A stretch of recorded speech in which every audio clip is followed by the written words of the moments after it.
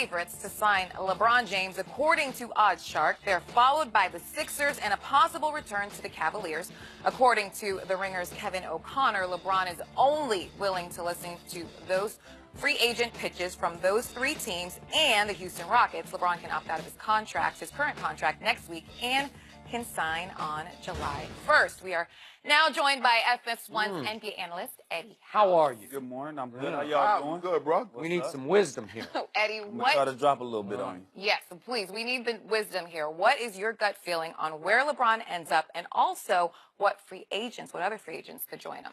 Well, I was looking at this question last night, and I was thinking, Boston would be a good fit for him because I want him to stay in the East. I don't want him to come West and have to battle through all these guys just to get to the finals.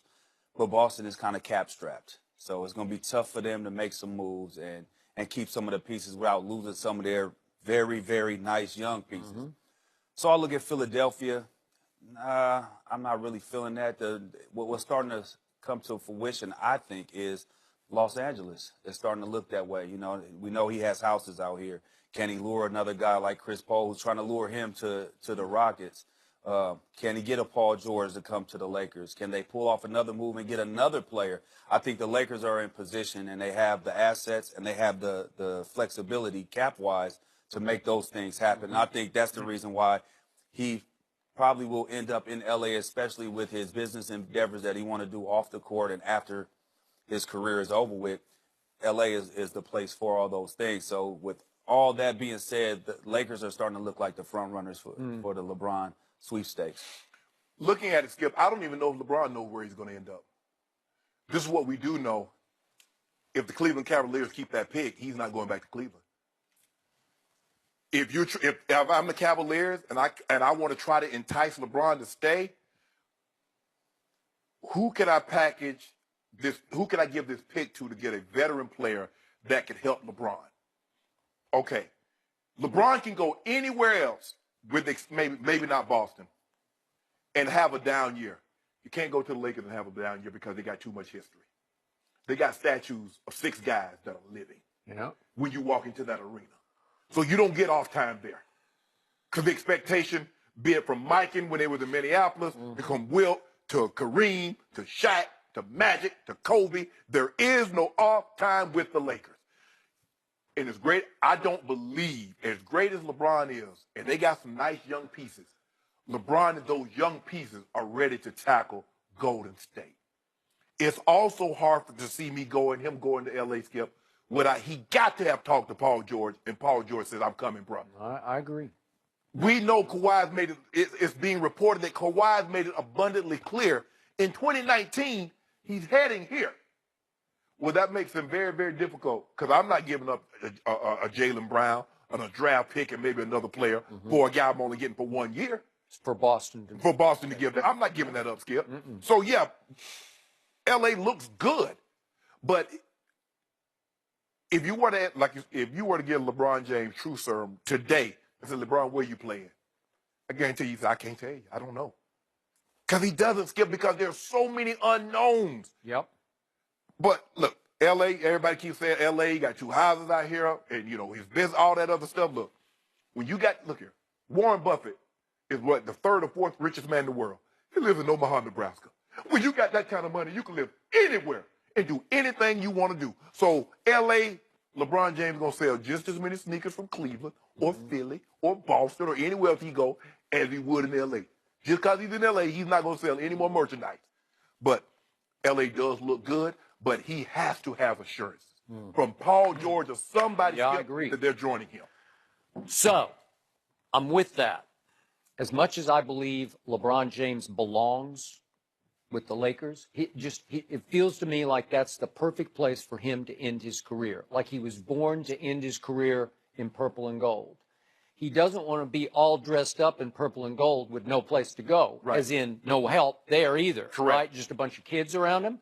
And it's starting to smack of, are you going to go by yourself? Because I'm not so sure. Like Kawhi I don't think he's going to be able to force an immediate trade to the Lakers. Right. It just doesn't smell right to me. I don't think LeBron wants to wait a year for Kawhi because he's going to be in his 16th year next year. Does he really want to go play a year in L.A. with all that pressure, with no help to speak of, with no wing men? And I don't know. I keep reading different things about Paul George. I'm not so sure that he's going to jump at the opportunity to join LeBron in L.A. Okay. Well, if he doesn't, who will? Right. Chris Paul has verbally committed to stay in Houston and is actively recruiting LeBron to go to Houston. Okay, so let's do that. Would I give them a shot? I would give those three a shot, Harden, Chris Paul, LeBron, of at least competing with Golden State in the conference finals. But the point I raised yesterday, can you really see LeBron living and playing in Houston? Because I can't. It just doesn't seem right. It doesn't fit my eye test. Does he belong in a Rockets uniform at the end of his career? It wouldn't look right, but you know what? Also, they would have to deplete their roster to have him come. They don't have that much. No Capella. Capella, you're going to lose Capella. You're probably going to lose Ariza. Probably Tucker. So, Eric Gordon. All that right there. Now you got those. That's still not enough to get over the hump. Okay, so I told you there's one scenario that works in L.A. and only one, and LeBron would have to convince Kevin Durant to leave Golden State and join him in L.A. And I'm pretty sure Kevin has two houses in Southern California also, or at least in the L.A. area. It would be fitting because what the greats normally do, what did Wilt do? Where did he end his career, Skip? Where did Kareem come? What about Shaq? Okay, I buy that. No, I agree. That fits my eye test. Yeah. But you need a real wingman, and there's only one, and Yeah. it's Kevin Durant. And if you could weaken Golden State and just in a shot, in a moment, strengthen the Lakers. Oh, if the Lakers got Kevin Durant and LeBron, it's over for the West. Nobody can beat them. Who would they put around them? Didn't matter. They can put me and you around them. Me and you around them going to win 60 games. They put somebody else around them, they might win 74, 75. And don't you agree, Eddie? Their games would fit. I think they're a good match. Yeah, I think so too because you know Kevin Durant is not like so much of a super alpha. He's more of a I'm a alpha. I'm a dog hooper. But personality wise, he's kind of a secondary personality. LeBron is kind of like the same too. At times can be dominant, but at times could defer. And I think they will have a good balance right there. And they're two different type of players. Yes, very two different. One is a real ISO player. You get him in that elbow, that free throw line extended area. He ISO you hard to guard. LeBron more downhill, go downhill, get to the rack, maybe shoot some threes if you go under. So I think they will mesh perfect. Which brings us back to the East and your point of you don't want to leave the East and go to the beasts in the West.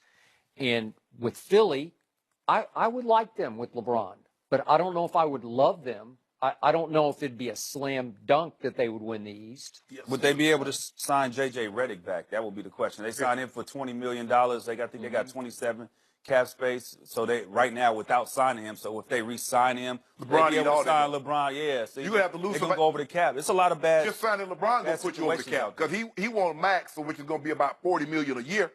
So what? No Redick. You probably lose Covington. You're gonna lose one of those bigs. Nah. Look, and what is it? As far as money, I think the Lakers is the one that fits the best as far as money and cap what, and you could maybe have some more pieces with you. Think everywhere else you're going to deplete the roster, and it's just going to be you, somebody.